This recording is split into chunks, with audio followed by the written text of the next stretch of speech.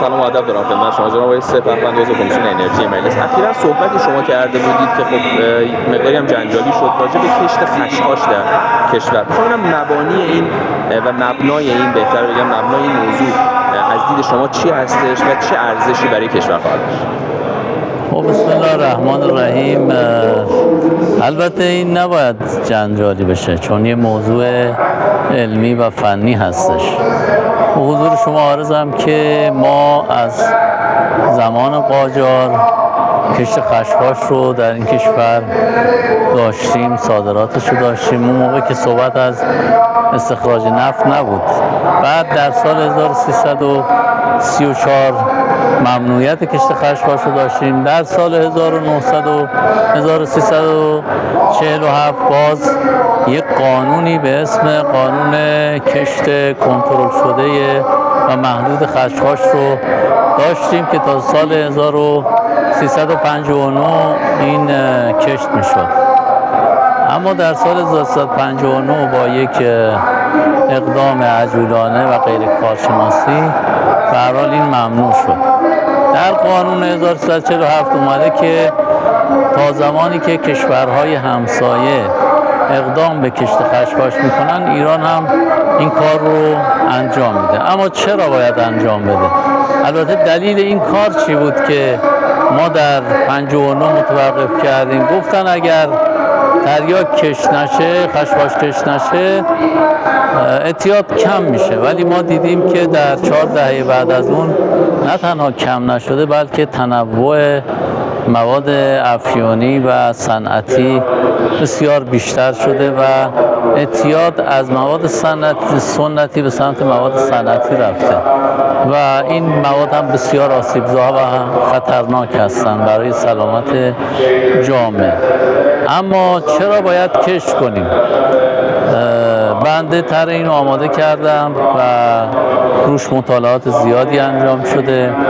اولا ما کشتش رو میخوایم به خاطر مسائل داروییمون، مصارف داروییمون انجام بدیم. در کنوانسیون سال 1961 اومده که تمام کشورها میتونن این کشت رو برای مصارف دارویی داشته باشن. خب مصارف دارویی ما چقدره؟ الان طبق آخرین گزارش‌هایی که بنده دارم بالغ بر 600 تن شرکت‌های داروسازی ما نیاز به تریاک دارن. خب واردات این برای ما هزینه سنگینی داره. از اون ور به بهانه این قاچاق مواد مخدر خیلی زیاد شده، یعنی تریاک بی‌کیفیتی که ما باید ببریم در داروسازیامون استفاده کنیم. از اون ور من متوجه شدم که تریاکی که از افغانستان وارد میشه یه مواد اعتیادآور دیگه‌ای به این اضافه میکنن که اعتیادش رو میبره بالا و آسیب پذیریش رو بیشتر میکنه. خب حالا جنبه‌های اقتصادی این هم هستش دیگه، یعنی اون ارزی که از کشور خارج میشه، اون هزینه هایی که ما برای مبارزه با مواد مخدر داریم انجام میدیم، هزینه هاش که همین الان مطالعه کوتاهی بفرمایید، ما نگهداری مرزهامون هزینه بسیار بالایی داره. سازمان ملل هیچ کمکی به ما نکرده، کشورهای اروپایی هیچ کمکی نکردن. به هر حال ما هرچی ممانعت برای خروج هم میکنیم به سمت اروپا، در واقع میاد داخل کشور این مصرف میشه. از زمانی هم که طالبان مبارزه با کشت خشخاش رو بیشتر کرده، خب از اون ور در انبارهاشون چون انباشتش زیاده داره تبدیل میشه به شیشه با قیمت خیلی بالایی وارد کشور میشه و به حضور شما عرضم که به جامعه ما داره آسیب زیادی میزنه. خب از طرفی ما 3500 رو برای مبارزه با مواد مخدر دادیم، هزینه‌های زیادی رو نیروی انتظامی ما داره متحمل میشه.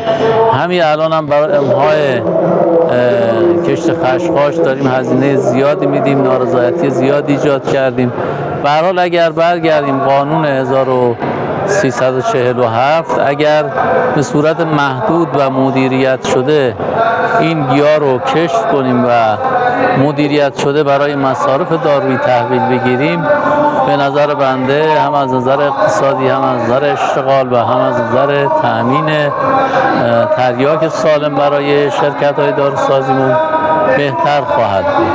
حالا اینو هم میدونیم که به هر حال خیلی از کشورهای اروپایی حتی الان در پرتغال، در نروژ، در هلند و کشورهای دیگه برای مصارف دارویی هم خشخاش کشت میکنن، هم ماریجوانا کشت میکنن و به هر حال اینطور نیست که ما مطلق بخوایم این رو ممنوع کنیم، آسیباش بیشتر میشه.